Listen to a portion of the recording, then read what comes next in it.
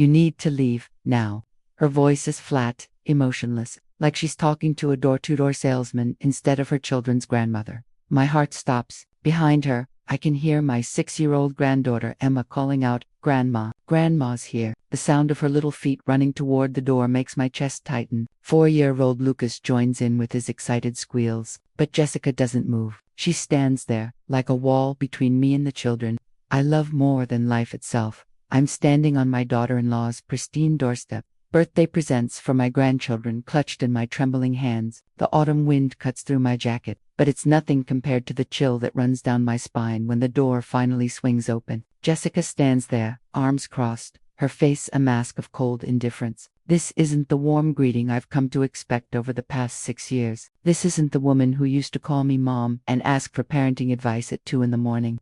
"Jessica, please. It's Emma's birthday. I just want to," I said. "Leave." She steps back and slams the door in my face. The force of it sends a gust of air that nearly knocks the presents from my hands. I hear Emma crying inside, her voice muffled through the wood. "I want Grandma. Why can't I see Grandma?" Jessica's sharp response cuts through the door. "Go to your room, now." I stand there frozen, staring at the closed door. The wrapped presents feel like lead weights in my arms. One of them slips and falls onto the concrete with a hollow thud. Then another. I watch them scatter at my feet. The art supplies I spent hours picking out for Emma. The building blocks for Lucas that I knew he'd love. All of it rejected, just like me. I don't remember walking back to my car. I don't remember sitting down in the driver's seat or gripping the steering wheel so hard my knuckles turn white. But I do remember the rage. It starts as a slow burn in my chest and spreads through every fiber of my being. Not at the children, never at them, but at the woman who just erased me from their lives with a single slam of a door. It wasn't always like this. 3 years ago, when Emma was born, Jessica called me first. Not her own mother. She'd passed away when Jessica was 19. Not her father, who lived 3 states away. Me. She called me sobbing with joy and terror, asking if I could come to the hospital. I dropped everything and drove through a snowstorm to get there. I was in the delivery room when Emma took her first breath. I taught Jessica how to swaddle, how to soothe colic, how to survive on 3 hours of sleep. When they were house hunting 2 years later, struggling to find anything in a decent school district, I offered to help with the down payment, $25,000 from my late husband's life insurance. I told them it was a gift, but my attorney had drafted a simple agreement, just a formality. He'd said the money was a gift as long as our family relationship remained intact. David and Jessica both signed it without hesitation. Jessica had hugged me, tears in her eyes, promising that I would always be welcome in their home, that this house would be my home too. Then Lucas came along, and I was there again. Emergency contact at the hospital, designated babysitter, the grandmother who showed up for every milestone, every scraped knee, every bedtime story. Jessica used to joke that she couldn't function without me. "You're my real mom now," she'd said once, squeezing my hand over coffee while the kids played in my backyard. But 3 months ago, everything changed. David got a promotion, a big one. Suddenly there was money, real money. Jessica started dressing differently. Designer handbags replaced her practical totes. The sensible sedan became a Mercedes SUV. She joined a country club and started posting perfectly curated photos on Instagram. The kids were enrolled in expensive activities, and I started getting canceled. "Sorry, we can't do Tuesday dinner this week. We're just so busy." Then it was 2 weeks, then a month. My calls went to voicemail. My texts received one-word responses. When I did see them, Jessica was distant. She made comments about sophisticated influences and age-appropriate boundaries. I brushed it off, thinking she was just adjusting to their new lifestyle. I gave her space. I didn't push. Last week, I received a text message, not a phone call, not a conversation. A text. "We've decided it's best if you step back from the children's lives for a while. We need space to establish our family identity. Please respect our wishes." I called David immediately. My son, the boy I raised, who used to call me every Sunday without fail. He sounded uncomfortable, like he was reading from a script Jessica had written. "Mom, Jessica thinks we think maybe you're too involved. The kids need to grow up a bit. We'll reach out when we're ready." "Too involved, David? I'm their grandmother. I've been there since day one. What did I do wrong?" "You didn't do anything wrong. We just need space. Please don't make this harder." Then he hung up. My own son hung up on me, and now I'm here, staring at this closed door with birthday presents scattered at my feet. I can still hear Emma crying inside. I bend down slowly, my knees protesting, and gather the gifts with shaking hands. Each one feels like a piece of my heart that's been rejected. I walk back to my car, the 15-year-old sedan that Jessica once mocked in front of her new country club friends. I overheard her at a family gathering last month, laughing with a perfectly manicured woman about some people who just can't let go of the past. I sit in my car and let myself feel everything I've been holding back for 3 months. The confusion, the hurt, the sense of being erased from the lives of the two people who matter most to me. And then, underneath it all, something else rises to the surface. Something I haven't felt in years. Rage. Pure, righteous rage. I drive home in a daze, my hands gripping the steering wheel like it's the only thing keeping me tethered to reality. My house feels different when I walk in. It's filled with evidence of Emma and Lucas everywhere I look. Their artwork covers my refrigerator, finger paintings, and crayon. Drawings with "I love you, Grandma" scribbled in wobbly letters. Photos line the hallway, documenting every birthday, every holiday, every ordinary Tuesday dinner that apparently meant nothing to Jessica. The guest room upstairs, I'd set it up as their sleepover room. Twin beds with their favorite cartoon characters on the sheets. A toy chest overflowing with books and games. Lucas's favorite stuffed elephant sitting on the pillow where he'd left it during his last visit, 3 months ago. He'd asked for it every week since then, and I kept telling him he could get it next time he visited. There won't be a next time. I sit on Emma's bed and the tears finally come. Not quiet, dignified tears, gut-wrenching sobs that shake my entire body. I call my best friend Margaret, and she answers on the first ring.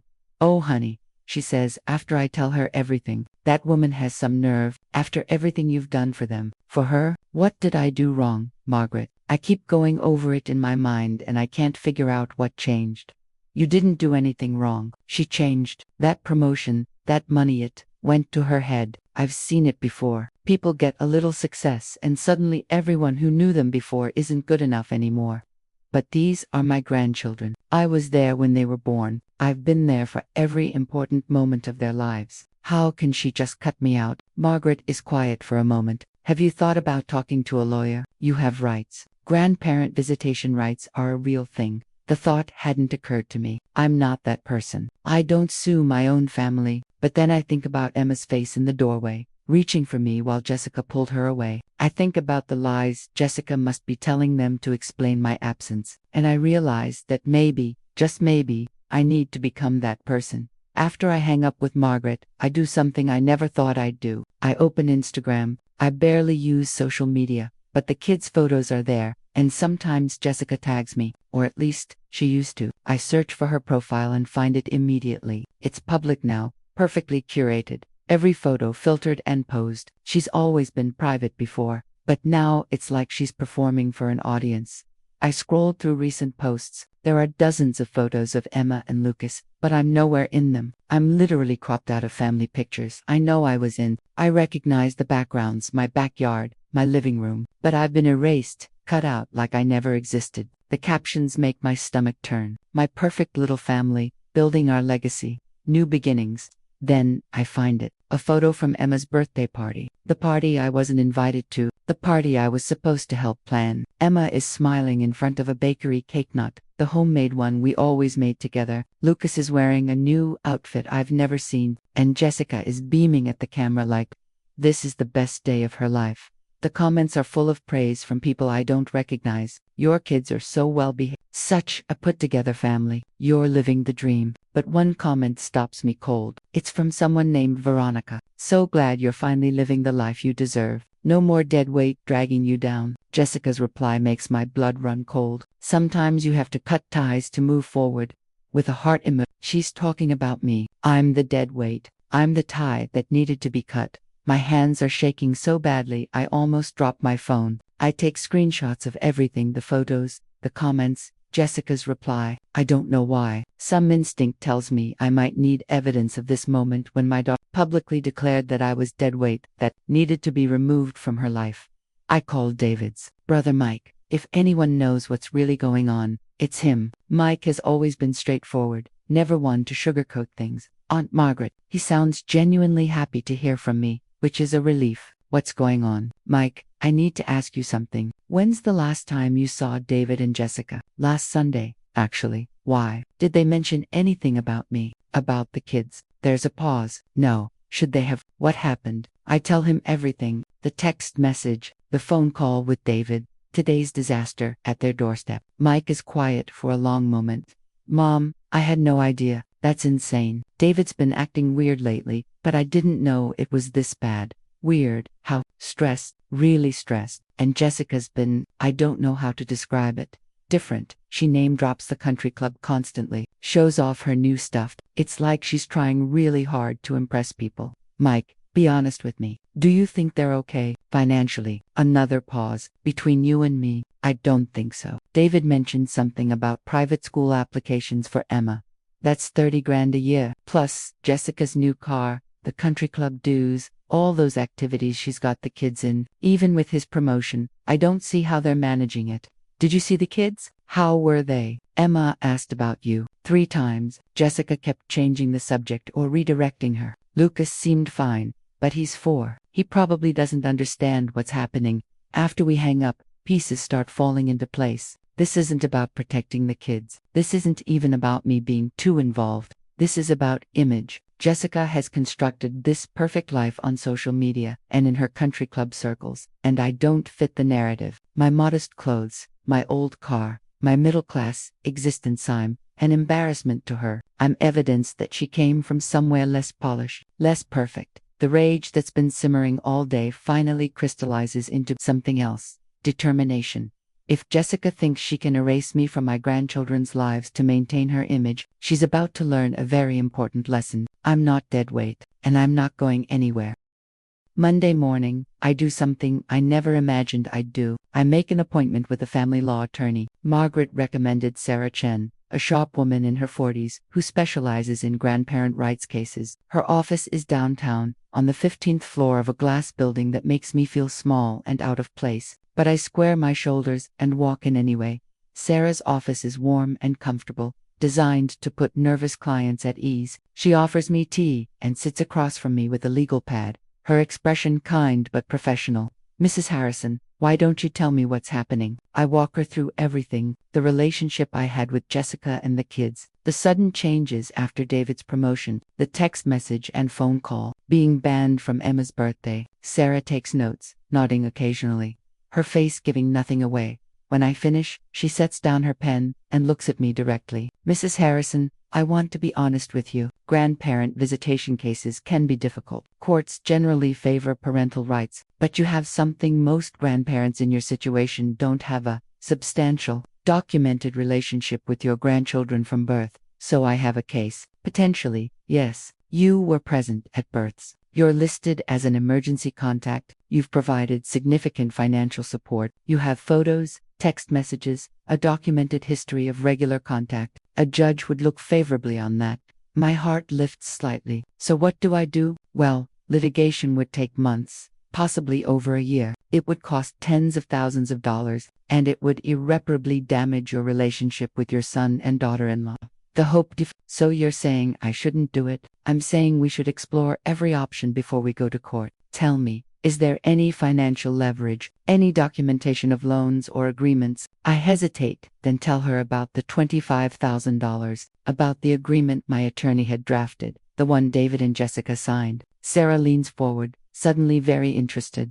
Do you have a copy of this agreement? Yes, at home in my filing cabinet. Mrs. Harrison, I need to see that document. If it's what you're describing, you may have considerably more leverage than you realize. I drive home and dig through my files until I find it. The agreement is simple, just 1 page. It states that the $25,000 is a gift, provided with the understanding that our family relationship will remain intact. If that relationship is severed by the recipients, the gift would be considered a loan payable on demand. Both David and Jessica signed it. My attorney had insisted on it, said it was just a formality to protect me. I'd tucked it away and forgotten about it, never imagining I'd need it. I scan it and email it to Sarah. She calls me back within an hour. This is excellent. This gives you options. You could demand repayment of the loan, which I'm guessing they can't afford right now. Or, you could use it as leverage to negotiate visitation. I don't want their money. I just want to see my grandchildren. I understand, but sometimes you need to show strength to get someone's attention. Let me draft a letter, something formal that outlines your position. We'll give them an opportunity to resolve this without court. And if they refuse, then we file. But my experience tells me that when people realize they're facing real consequences, they often become much more reasonable. Over the next few days, I do something else I never thought I'd do. I start documenting everything. I drive by their house and watch from across the street, making notes of their routines. I'm not stalking them, I just need to see my grandchildren, to make sure they're okay. On Tuesday afternoon, I parked near Emma's school and watched Jessica pick her up in that ridiculous Mercedes SUV. Emma looks different, smaller, somehow. Her shoulders are hunched, and she doesn't have that bouncing, excited energy she used to have. She climbs into the car without a word while Jessica is on her phone, barely acknowledging her. Thursday, I see them at the grocery store. I hide behind the cereal aisle like a criminal, watching them shop. Lucas is whining, asking for a toy. Jessica snaps at him. We don't have money for that. Stop being selfish. But I saw her Instagram post yesterday about the $300 handbag she just bought. Lucas's little face crumples, and he goes quiet. Emma reaches for his hand and squeezes it, like she's trying to comfort him. My heart breaks watching them. Saturday, I see them at the park. I stay in my car, parked far enough away that they won't notice me. Emma is on the swing, pumping her legs mechanically. She used to beg me to push her higher, squealing with delight. Now she swings in silence while Jessica sits on a bench, scrolling through her phone. A woman on the next bench tries to make conversation with Jessica. She barely responds, just nods and goes back to her phone. Emma falls off the swing, not badly, just a tumble onto the mulch. She looks toward Jessica, waiting for her to notice. Jessica doesn't even look up. Emma picks herself up and brushes off her knees, then goes back to swinging. Alone, I realize something in that moment. Jessica isn't protecting her children from me. She's isolated them from everyone, including herself. She's so consumed with maintaining her perfect image, her perfectly curated life, that she's not even present with her own kids, and she's lied to them about me to justify her choice. That's when I know I have to act, not just for me, for Emma and Lucas. 6 weeks after that awful day on their doorstep, my phone rings at 2 in the afternoon. It's Emma's school. My heart stops. I'm still listed as emergency contact number 3. Apparently, Jessica hasn't gotten around to removing me yet. Mrs. Harrison, this is Principal Coleman from Riverside Elementary. Emma had an accident on the playground. She's hurt her arm, and we can't reach either of her parents. Can you come? I don't remember grabbing my keys. I don't remember the drive to the school. All I know is that 20 minutes later, I'm rushing into the nurse's office where Emma is sitting on the examination table, cradling her left arm and crying. The moment she sees me, she screams, "Grandma." She tries to jump down, but the nurse stops her. I rush over and gather her into my arms as carefully as I can, and she collapses against me, sobbing like her heart is breaking. "It hurts, Grandma. It hurts so much." "I know, sweetheart. I know. I'm here now. I'm going to take care of you." Principal Coleman is watching this with a concerned expression. We've been trying to reach Mrs. Harrison for 45 minutes. Mr. Harrison's phone goes straight to voicemail. I stroke Emma's hair, my own heart breaking. "I'll take her to the emergency room. Can you keep trying to reach them?" The principal nods, clearly confused about the family dynamics, but professional enough not to ask questions. I sign Emma out and carry her to my car. She won't let go of me, clinging with her good arm like she's afraid I'll disappear if she releases her grip. At the emergency room, we wait for 2 hours. Emma sits in my lap the entire time, even though she's really too big for it now. She's quiet except for occasional whimpers when she moves her arm wrong. I tell her stories, the same ones I used to tell her before bed on the nights she stayed over, about the princess who could talk to animals and the dragon who was afraid of the dark. She listens, her head against my chest, and for a moment, it's like the last 3 months never happened. Finally, they call us back. X-rays confirm what I suspected, a fracture of the radius. Emma needs a cast. She chooses blue, her favorite color. The whole time, she won't let go of my hand with her good one. "Does Mommy know I'm here?" she asks quietly while the technician is preparing the casting material. "The school is calling her. Sweetheart, I'm sure she'll be here soon. She's probably busy. She's always busy now." The matter-of-fact way Emma says this breaks my heart. She's 6 years old. She shouldn't sound so resigned to her mother being too busy for her. "Emma, can I ask you something?" She nods, watching the technician wrap her arm. Why did you think Grandma stopped visiting you? Emma's eyes filled with tears. Mummy said you didn't want to see us anymore. She said you had other things to do, more important things. I closed my eyes, fighting to keep my voice steady. Sweetheart, that's not true. That's not true at all. Grandma always wants to see you. Every single day. I've missed you so much. But Mommy said Mommy made a mistake. Sometimes grown-ups say things that aren't true, even when they shouldn't. But I want you to know something, and I need you to remember it, okay? Grandma loves you more than anything in the world. Nothing is more important to me than you and Lucas. Nothing. Emma throws her good arm around my neck. I love you too, Grandma. I missed you so much. That's when Jessica bursts through the emergency room doors. Her face flushed, her designer handbag swinging from her arm. Where is she? Where's Emma? She spots us, and her expression transforms from worry to fury in an instant. She storms over, and I can see the nurse at the station tense, ready to intervene if necessary. What are you doing here? I stand up slowly, positioning myself between Jessica and Emma. My voice is calm, steady. The school couldn't reach you. I'm still listed as emergency contact. Emma fractured her radius. She needed medical attention. I didn't give you permission to take her anywhere. The doctor who's been overseeing Emma's care steps forward. Ma'am, your daughter needed immediate medical attention. Mrs. Harrison brought her in as the designated emergency contact. Perhaps we should focus on your daughter's injury. Jessica's jaw clenched. She signs the discharge papers without looking at me, her hands shaking with rage. When she's done, she reaches for Emma's hand. Let's go, now. Emma looks back at me, tears streaming down her face. Grandma, I love you, Emma. Always remember that. Jessica yanks Emma forward. Don't talk to her. As they're walking away, Emma looks back one more time, her little face devastated, and mouths, I love you. I stand in the emergency room hallway, shaking with rage and grief. A nurse who helped with Emma approaches me quietly. That was hard to watch. Are you okay? I can't speak. I just shake my head. The nurse hands me a tissue. I've seen cases like this before. Family alienation. It's cruel, especially to the children. That little girl clearly loves you. Her mother told her I didn't want to see them anymore. She's been lying to them.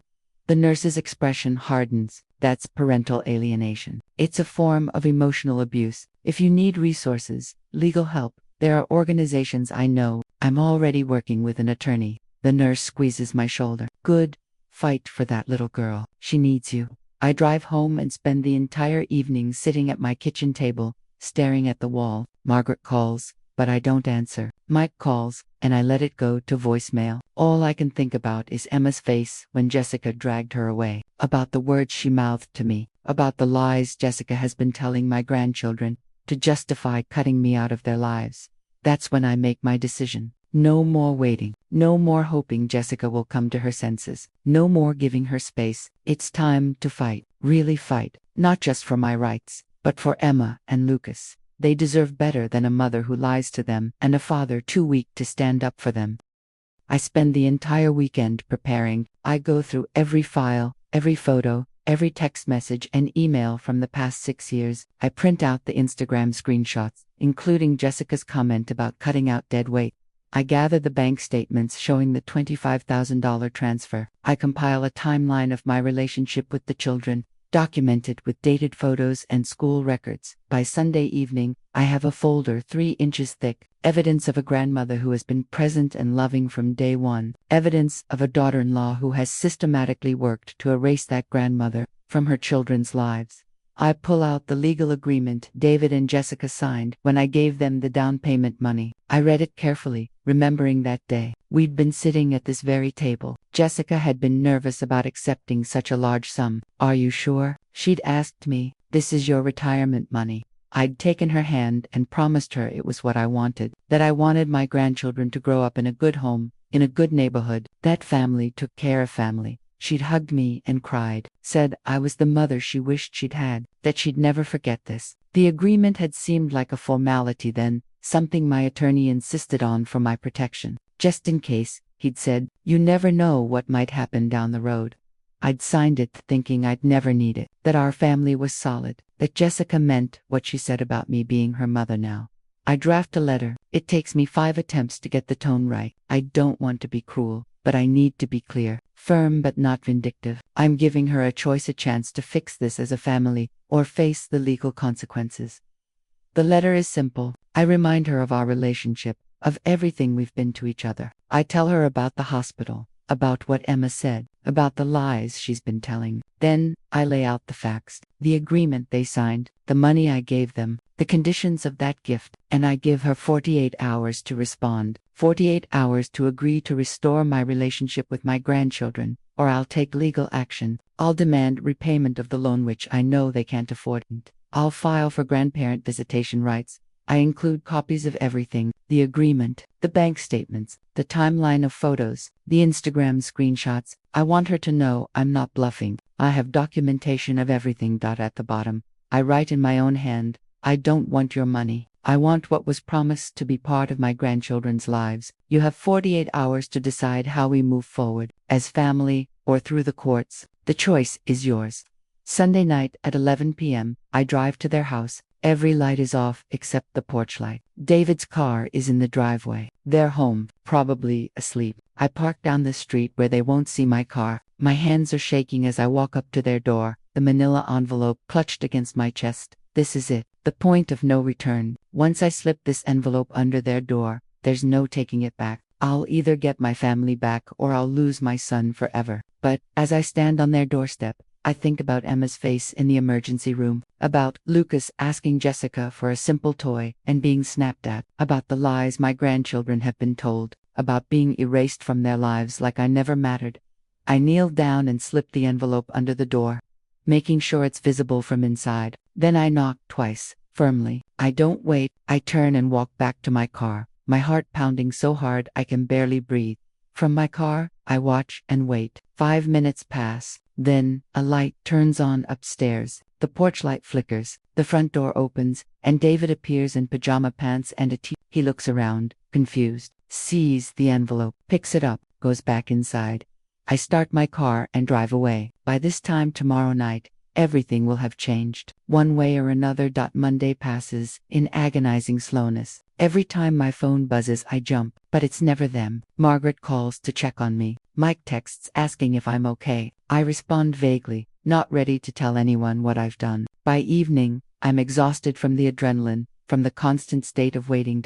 Tuesday morning, 36 hours since I delivered the envelope. Still nothing. I try to distract myself with housework, with errands. Nothing helps. I keep checking my phone, keep jumping at every sound. What if David hid the envelope? What if Jessica refused to even look at it? What if they're calling my bluff? By Tuesday afternoon, I'm starting to doubt everything. Maybe I went too far. Maybe I should have just accepted the loss and tried to rebuild the relationship slowly, over time. Maybe threatening them was the worst thing I could have done.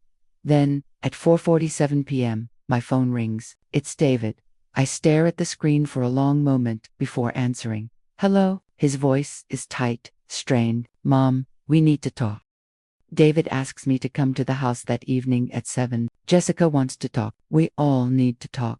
His voice gives nothing away. I don't know if I'm walking into a war zone or a reconciliation. I spend 2 hours getting ready, changing clothes 3 times, practicing what I'll say. In the end, I settle on simple slacks and a sweater. I'm not trying to impress anyone. I'm just trying to get my grandchildren back. I arrive exactly at 7. The house I helped them buy looks different somehow. More intimidating, or maybe that's just my fear talking. Jessica opens the door before I can knock. Her face is carefully blank, revealing nothing. Come in. The living room looks the same as it always has, but the atmosphere is completely different. David is sitting on the couch, looking exhausted. There are dark circles under his eyes. The envelope I delivered is on the coffee table, its contents spread out like evidence at a crime scene. Jessica sits down, arms crossed defensively. I remain standing. That was quite a letter, Jessica says. Her voice is controlled, but I can hear the anger underneath. It was honest. It was a threat. It was a boundary. David rubs his face with both hands. Mom, did you really think we'd just forget about you? We needed space, not... I cut him off. I saw Emma at the hospital. She told me you said I didn't want to see them anymore, that I was too busy for them. That's not needing space, David. That's lying to your children. Jessica's carefully controlled expression cracks. I was protecting them. From what? From their grandmother who loves them. Jessica stands up, her voice rising. from the constant judgment, from your presence everywhere. I can't even parent my own children without you hovering, without you making me feel like I'm doing everything wrong. Finally, the truth. So you banned me because you felt judged. Jessica, I was trying to help, not judge. That's how it felt. Every time you were around, I felt inadequate. You made everything look so easy. The cooking, the playing, the patience. And I was struggling just to get through each day without losing my mind. My friends at the club, they have boundaries with their families. They have space. I looked pathetic, having my mother-in-law involved in everything. There it is. The real reason. Not about protecting the kids, about her image, about how she looked to her country club friends who apparently think grandmothers are inconvenient, accessories to be managed. So you banned me, because your new friends think grandmothers should be kept at a distance. Jessica's eyes well up. It's more complicated than that. You don't understand the pressure I'm under. To be perfect, to have the perfect family, to look like I have it all together. I take a deep breath, trying to find compassion, even as I'm furious. Jessica, nobody has it all together. That's the secret nobody tells you. Every mother struggles. Every mother feels inadequate sometimes. But the answer isn't to push away the people who want to help you. David finally speaks up. Mom, I didn't know what she told the kids. I swear, I thought we were just reducing visits for a while. I didn't know she said you didn't want to see them. He turns to Jessica, and I see anger flash across his face. You told me you'd explain it gently. You promised you wouldn't lie to them.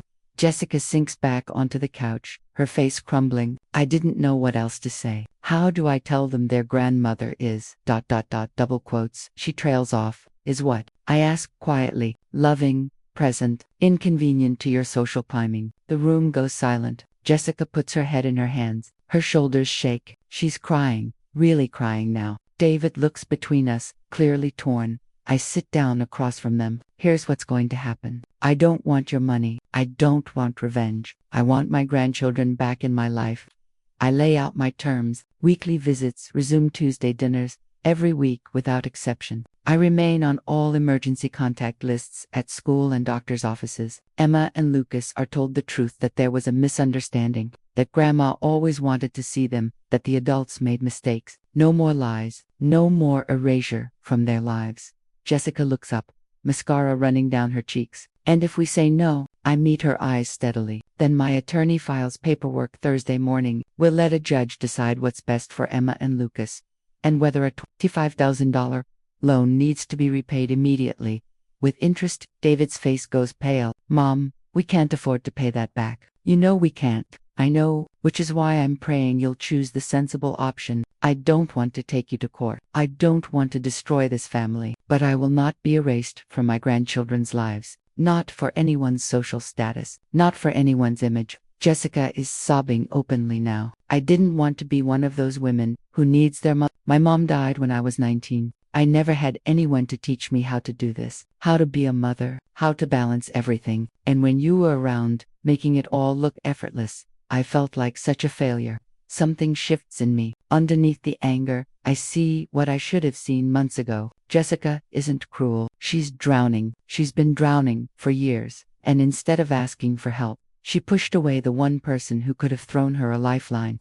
Jessica, I say more gently, being a mother is hard. It was hard for me to. I made mistakes with David and his brother, plenty of them, but I learned, and I wanted to help you avoid the same mistakes. I wasn't trying to show you up. I was trying to support you. But everyone loves you, she says through her tears. David's family, the kids, everyone thinks you're perfect, and I can never measure up. I'm the bad mother who yells too much and doesn't have patience and can't keep my house clean like you do.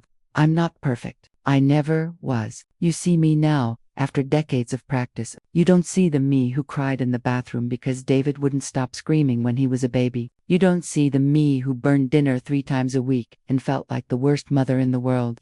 Jessica wipes her eyes, looking at me like she's seeing me for the first time. Really, being a grandmother is easier than being a mother because I've already been through it. I know that the house doesn't have to be perfect, that burnt chicken nuggets aren't the end of the world, that sometimes kids just need to cry it out. I learned all of that the hard way, and I wanted to help you learn it the easier way. David puts his arm around Jessica. Jess, Mom's never been anything but helpful. She's never judged you. That was all in your head. Jessica nods slowly. I know, I know that now. I'm so ashamed. Emma must hate me for lying to her. Children are forgiving, I say, but we need to make this right, soon. They need to know that Grandma didn't abandon them. We talk for another hour. Really talk. Jessica admits she's been struggling with depression since Lucas was born, that she's never fully recovered from the postpartum depression she experienced but refused to acknowledge, that the pressure to keep up with her new social circle has been crushing her, that they're in debt up to their eyeballs trying to maintain an image that isn't even real. David admits he's been working 70-hour weeks trying to keep up with their spending, that he barely sees his own children, that he's missed Emma's last 3 parent-teacher conferences and Lucas's last doctor's appointment, that he's been too exhausted to notice that his wife was falling apart, and his children were being emotionally neglected. By the time I leave that night, we have an agreement. Tuesday dinners resume next week. I'll be at Emma's school play on Friday. Lucas's birthday party is in 3 weeks, and I'm helping plan it. And this weekend, we're all sitting down with Emma and Lucas to explain what happened. No more lies, no more excuses. Jessica walks me to the door. Margaret, she says quietly, I'm so sorry for everything, for lying to the kids, for pushing you away, for treating you like you were the problem when I was the one falling apart. We all make mistakes, Jessica. What matters is what we do after. How did you forgive me so easily? It wasn't easy, but I kept thinking about Emma and Lucas.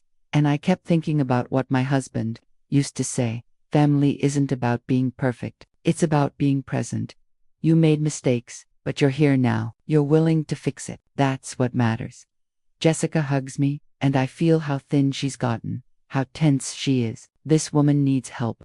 Real help. And maybe, just maybe, I can be part of that help now. The next Tuesday, I pull up to their house at 5:30, my heart pounding. I'm carrying ingredients for Emma's favorite dinner, home-made mac and cheese, the way I always made it. I haven't been here in 3 months, and it feels both familiar and strange. Emma opens the door before I can knock. For a moment, we just stare at each other. Then she launches herself at me, wrapping her arms around my waist. Grandma, you came. You really came. I told you, sweetheart, I'll always come. Every Tuesday, just like before. Lucas toddles over, his face lighting up. Grandma, you bringed cookies. I laugh, tears already streaming down my face. I brought cookie dough. We're going to make them together. Jessica appears in the doorway, watching us. She looks nervous, vulnerable. Hi, Margaret. Come in. The first dinner is awkward. Jessica tries too hard, being overly cheerful and accommodating. David keeps looking between us like he's waiting for something to explode, but Emma and Lucas are just happy. Emma sits next to me at the table, pressed against my side like she's afraid I'll disappear if she's not touching me. Lucas insists on showing me every single toy he's gotten in the past 3 months, a pile of plastic and stuffed animals that tells me Jessica's been buying guilt gifts instead of giving them her time. After dinner, while the kids are watching a movie, Jessica and I clean up together. The silence is heavy. I don't know how to come back from this, she finally says, her hands deep in soapy water. One day at a time. That's all any of us can do. I've been thinking about what you said, about getting help. My doctor prescribed antidepressants. I started therapy last week. I'm surprised and touched that she's sharing this with me. That's good, Jessica. Really good. The therapist suggested family therapy too, for all of us. Would you be willing to come to some sessions? Of course, whatever helps.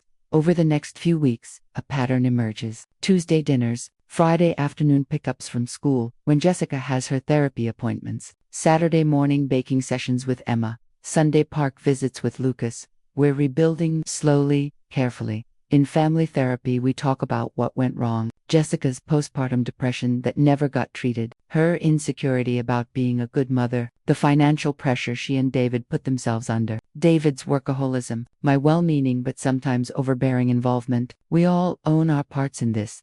The therapist helps Jessica understand that she's been experiencing something called parental alienation, using the children as weapons against me, lying to them about my feelings toward them. It's a form of emotional abuse, the therapist explains gently, even when it's not intentional, even when it comes from a place of Jessica's own pain. Jessica breaks down in that session. I damaged my own children to make myself feel better. What kind of mother does that? A mother who was sick and didn't know it, the therapist says. A mother who's now getting help. That's what matters. We also talk about boundaries, real, healthy ones. I admit that sometimes I did overstep, offering advice when it wasn't asked for, staying too long during visits, being too available. Jessica admits that instead of setting boundaries, she built walls. We work on finding the middle ground. One evening, about 6 weeks after our confrontation, Jessica asks me to meet her for coffee. Just the two of us. I'm nervous. Is this a setback? We meet at a small cafe downtown. Jessica looks different. She's wearing jeans and a simple sweater, no designer labels. Her hair is in a ponytail instead of the elaborate styles she used to wear. She looks younger, more relaxed. Margaret, I need to say something, and I need you to let me finish before you respond. I nod, my hands wrapped around my coffee cup. What I did to you was unforgivable. I didn't just ban you from seeing the kids, I tried to erase you. I lied to Emma and Lucas. I poisoned David against you. I took your generosity and threw it in your face. Her voice cracks. I was so jealous of you, of how much the kids love you, of how easy you make everything look, of how David lights up when you're around. I wanted to be the center of their world, and you were competition. Tears streamed down her face, but you weren't competition. You were support. You were family. And I almost destroyed that because I was too insecure to see it.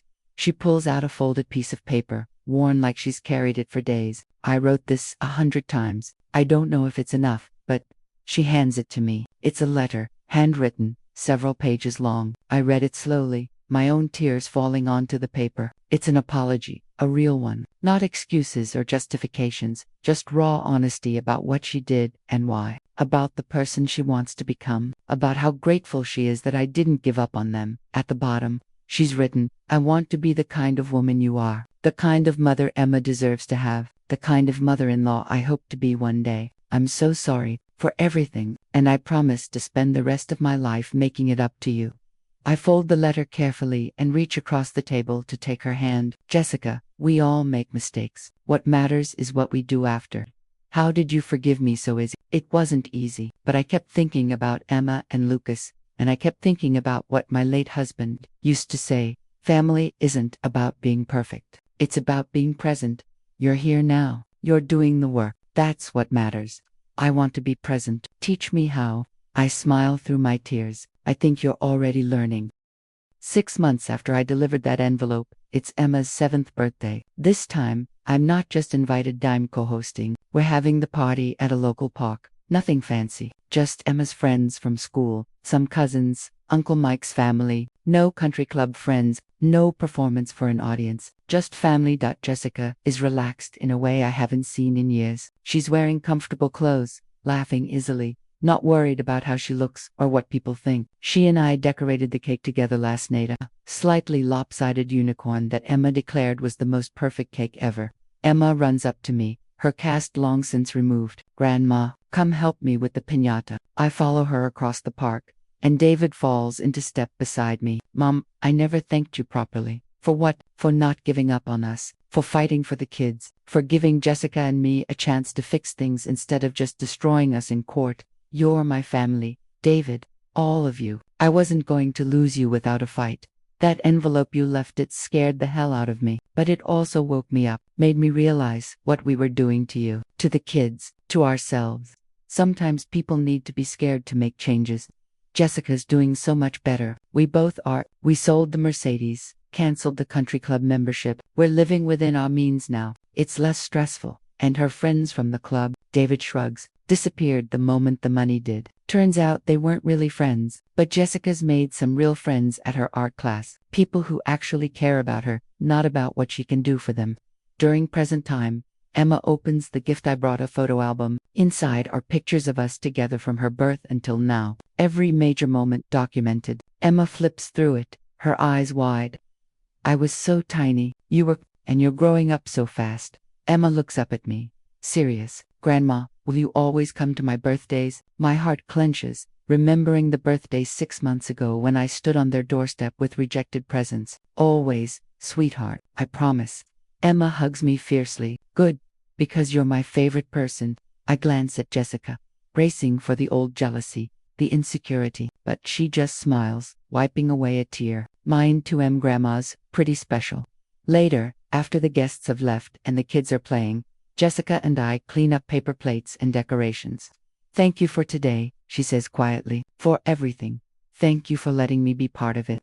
Jessica stops what she's doing and looks at me directly. Margaret, I need to tell you something. We've decided to update our will. My stomach drops. What now? If anything ever happens to David and me, we want you to be the kids' guardian, their primary guardian. I'm speechless. There's no one I trust more, Jessica continues. No one who loves them more. No one who'd fight for them the way you fought for them when I was pushing you away. I'm crying again. I seem to cry a lot these days, but they're happy tears. Jessica, I don't know what to say. Say you'll do it. Say you'll always be there, Grandma, no matter what. I will, I promise. I'll always be here. David joins us, puts his arms around his wife and mother. Best family ever. In the background, Emma and Lucas are chasing bubbles, their laughter filling the air. I watch them, these children I almost lost, and think, this is what I was fighting for. Not the right to be proven correct, not revenge, just the simple joy of being part of their lives. That night, I'm at home, exhausted but content. I pull out my journal and flip back to the entry from 6 months ago, the night before I delivered the envelope. I'd written another letter that night, one I never sent. I read it now, my heart aching for the woman I was then, so afraid of losing everything. Dear Emma and Lucas, if you're reading this, it means I lost the fight. It means your mother won, and I'm no longer part of your lives. I want you to know, I never stopped loving you, not for 1 second. Every day you were kept from me, I thought about you, wondered if you were happy, hoped you remembered me. When you're older, if you ever find this letter, I want you to understand something. Family is complicated. People make mistakes. Your mother wasn't evil, she was scared and hurting. Your father wasn't weak. He was caught between two people he loved. But I need you to know, you were always wanted, always loved, always precious to me. I hope you grow up knowing that you're worthy of unconditional love. I hope you find people who fight for you the way I tried to fight for you. All my love, forever and always, Grandma. I closed the journal, tears on my cheeks, but these are different tears than the ones I cried that night. These are tears of gratitude, because I did fight, and I won. Not in a courtroom, but in the kitchen at Tuesday dinners, in Emma's laughter, in Lucas's sticky hugs, in Jessica's hard-won trust. I keep that envelope, the one I slipped under their door, in my safety deposit box now. Jessica asked me if she could keep it. It was the moment everything changed, she explained. The moment someone loved my children enough to fight for them, even if it meant fighting me. I read your letter sometimes when I'm struggling, when I feel like I'm failing as a mom. It reminds me that tough love is still love. 2 years after the envelope incident, I'm at their house for Sunday brunch, a new tradition we started last year. Emma is 8 now, working on a school project at the kitchen table. Lucas is playing with blocks in the living room. Jessica is making pancakes, and I'm cutting fruit. Grandma, Emma calls out, can you help me with my assignment? I have to write about someone who changed my life. I sit down next to her, curious. Of course, sweetheart. Who are you writing about? You. My heart swells. Me. Emma nods seriously. My teacher said to pick someone who made a big difference, and you did. You changed everything. How did I do that? Emma thinks carefully, her pencil tapping against her notebook. Well, you taught me that you don't give up on people you love, even when it's hard, even when they make mistakes. I glance at Jessica, who stopped cooking to listen, her eyes already wet. You fought for us, right, Grandma, when we couldn't see you. I'm stunned. You remember that? Kind of. I remember being sad that you weren't coming over. And then you came to the hospital when I broke my arm. And then you came back. You didn't give up. No, sweetheart. I didn't. I could never give up on you. Emma writes in her notebook, then looks up. What does it mean to fight for someone? It means you don't give up on them, even when it's hard. It means you show up, even when you're not sure you're welcome. It means you love them enough to be brave. Emma nods, writing furiously. Jessica comes over, wipes her hands on a towel, and sits down with us. Emma, do you remember when Mommy told you Grandma was too busy to see you? Emma nods slowly. Yeah, but that wasn't true. No, it wasn't true. Mommy made a mistake, a big one, and I'm so sorry, baby. I'm sorry I lied to you. I was going through a hard time, and I made bad choices. But Grandma loved you so much that she didn't let my mistakes keep her away. She fought to be part of your life. Emma looks between us. Are you still fighting? Jessica and I both laugh. No, sweetheart, I say. We're not fighting anymore. We're family, and family works together. Later that afternoon, David comes into the kitchen where Jessica and I are washing dishes. You two crying again? Happy tears, we say in unison, then laugh. David shakes his head, smiling. I'll never understand women. Mom, can I talk to you for a minute? We go out to the porch. David looks serious, and for a moment, I'm worried. Mom, I've been thinking a lot about what happened, about how close we came to losing you, to losing this. He gestures back toward the house, where we can hear Emma and Lucas playing. I never apologized. Not really. I should have stood up to Jessica from the beginning. I should have told her she was wrong. But I was a coward. I let her push you out because it was easier than dealing with her issues. David, you were in an impossible position. No, Mom, I was in a hard position, and I made the wrong choice. You raised me better than that. You taught me to stand up for what's right, to protect the people I love, and I failed you. I'm so sorry. I pull my son into a hug. You found your way back. That's what matters. Because you didn't let us go. Because you loved us enough to fight for us, even when it meant delivering that scary envelope in the middle of the night. That envelope saved us, I say quietly. It did. Jessica keeps it in her nightstand. Did you know that she reads your letters sometimes, says it reminds her of who she wants to be? That evening, as I'm getting ready to leave, Lucas runs up with a drawing. For you, Guam. I drawed our family. It's a typical kid's drawing, stick figures with circle heads. But there we all are. David, Jessica, Emma, Lucas, and me, right in the center. That's beautiful, Lucas. I'm going to put this on my refrigerator. You're in the middle, he explains seriously. 'Cause you're important. I crouch down to his level. You're important too, little man. You're my special boy. He throws his arms around my neck. I love you, Guama. I love you too, sweetheart. As I drive home, that drawing on the passenger seat, I think about how far we've come, from that terrible day on the doorstep to this two being in the center of the family again. It wasn't easy. It wasn't quick, but it was worth every hard conversation, every tear, every moment of doubt. My phone buzzes with a text from Jessica. Thank you for never giving up on us. Thank you for the envelope. Thank you for everything. Love you, Mom. I pull over to respond. Love you too. See you next Tuesday. 5 years after the envelope, I'm standing in a hospital delivery room again. But this time, everything is different. Jessica is in labor with baby number 3, a surprise pregnancy that she and David initially panicked about, but now can't wait to meet. Mom, Jessica gasps between contractions, reaching for my hand. She's been calling me Mum for 3 years now. It happened gradually, naturally, and every time she says it, my heart swells. I'm here, sweetheart. You're doing great. David is on her other side, looking pale but determined. Emma and Lucas are in the waiting room with Uncle Mike, excited to meet their new sister, when baby Sophia finally arrives. Screaming and perfect, Jessica is crying and laughing at the same time. David cuts the cord with shaking hands, and when the nurse cleans her up and hands her to Jessica, the first thing my daughter-in-law says is, Mom, meet your granddaughter. I hold Sophia minutes later, this tiny miracle, with a shock of dark hair and her mother's nose. I think about that envelope 5 years ago, about how close I came to losing all of this, about the courage it took to deliver it, not knowing if it would heal or destroy us. She's perfect, I whisper. Jessica, exhausted but glowing, looks at me with such love. Promise me something. Anything.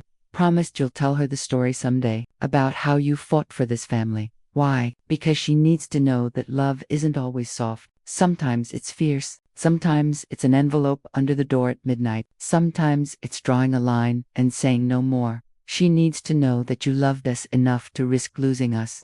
I kiss Sophia's forehead, breathing in that newborn smell. I promise. That night, at home, I pull out my journal one last time. I write a new letter, this one meant to be found someday. Dear Emma, Lucas, and Sophia, if you're reading this, I'm probably gone, but I need you to know this story. The story of how I almost lost you, and how we found our way back. Love isn't just showing up for the easy moments, it's showing up for the hard ones too. It's writing letters at midnight. It's drawing boundaries. It's saying no more when someone you love is hurting themselves and others. Your mother made mistakes. So did I, so will you. That's not what defines us. What defines us is what we do after the mistakes. I fought for you because you were worth fighting for. Every single time. When you have your own families someday, Remember this: family is a choice we make every day. We choose to show up. We choose to forgive. We choose to try again. And sometimes, we choose to slip an envelope under the door. I love you all, past, present, and future. Grandma Margaret. I seal it in an envelope. The irony isn't lost on me, and label it, from my grandchildren, open when I'm gone. I put it in my safety deposit box, next to the original loan agreement that started everything, and next to Jessica's apology letter that I've kept all these years. Present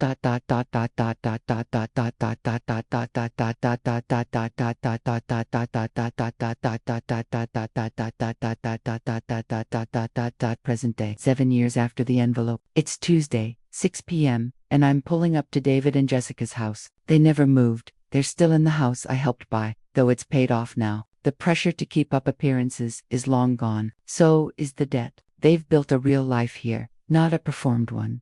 Emma is 13 now, all gangly limbs and attitude, but she still lights up when I arrive. Lucas is 10, obsessed with soccer and dinosaurs. Sophia is 2, a tornado of energy and curls. And Jessica is visibly pregnant with baby number 4, our last one. She insists, though she said that about Sophia to Emma helps me with the grocery bags. She's almost as tall as me now. Grandma, can I tell you something? Always, sweetheart. Some of my friends at school, they don't talk to their grandparents. They say they're annoying or boring or whatever. My heart sinks a little. That's sad. I know, right? I told them they're crazy. You're literally the coolest person I know. I laugh. I don't know about cool, but I'm glad you think so. I mean it. Mom told me once that you saved our family. Is that true? I pause, wondering how much to say. Emma's old enough to understand some of it now. Your mom and I went through a rough time once, but we worked it out. She said you refused to give up on us, that you fought for us when things were bad. That's true. I could never give up on you. Any of you. Emma stops at the door and hugs me fiercely. I'm glad you didn't. Dinner is chaotic in the best way. Lucas spills his milk twice. Sophia throws peas at the family dog. Emma rolls her eyes at everything her parents say because she's 13 and that's her job. David burns the chicken slightly, and we all laugh about it. Jessica can barely stay awake, pregnancy exhaustion, but she's smiling. I sit there, taking it all in. This messy, loud, imperfect family. The family I almost lost. The family I fought for with everything I had. After dinner, I'm washing dishes with Jessica while the kids watch a movie. We work in comfortable silence, the kind that comes from years of knowing each other, of weathering storms together. I think about that envelope all the time, Jessica says suddenly. I wonder what would have happened if you hadn't delivered it. If you'd just walked away. I couldn't. You were my family. But I treated you terribly. I lied. I manipulated. I tried to erase you. You were hurting. Hurt people hurt people. Jessica dries a plate, staring at it. I'm writing a book, you know. Did I tell you? A book about my journey, postpartum depression, social pressure, family estrangement, and redemption. My therapist thinks it could help other people going through similar things. That's wonderful. Jessica, I want to dedicate it to you, to Margaret, who loved me even when I was unlovable. I stop washing dishes and turn to her. Jessica, you were never unlovable. Not for 1 second. She puts down the plate and hugs me, soap suds and all. I don't say it enough, but I love you, Mom. Really love you. I love you too, sweetheart. David pokes his head in. You too, crying again. Yes, we say together, laughing through our tears. Later, as I'm leaving, Emma walks me to my car. She's carrying the leftover containers, being helpful without being asked. The same time next week, she asks, wouldn't miss it for the world. Good, because Tuesday dinners are my favorite day of the week. Mine too, honey. Mine too. I drive home, the familiar route I've taken for 7 years now. My phone buzzes with a text from Jessica. Thank you for never giving up on us. Thank you for the envelope. Thank you for teaching me what real love looks like. See you next Tuesday. Love you, Mom. I pull over to respond, my eyes blurry with happy tears. Love you too, so much. See you Tuesday. As I sit in my car, I think about that night 7 years ago, standing on their doorstep at 11 p.m., terrified and heartbroken, slipping that envelope under their door, not knowing if it would fix everything or destroy it forever. It could have gone either way, but I had to try, because some things are worth fighting for. Some people are worth fighting for, and family real, messy, complicated, beautiful families always worth the risk. I keep that envelope in my safety deposit box, along with Jessica's apology letter and the letter I wrote to my grandchildren. Someday, when I'm gone, they'll find these artifacts of a time when our family nearly broke apart, and they'll see how we found our way back together. They'll learn that love isn't always gentle. Sometimes it's fierce. Sometimes it's an ultimatum delivered at midnight. Sometimes it's refusing to let go even when everyone tells you to give up. But most importantly, they'll learn that family is worth fighting for.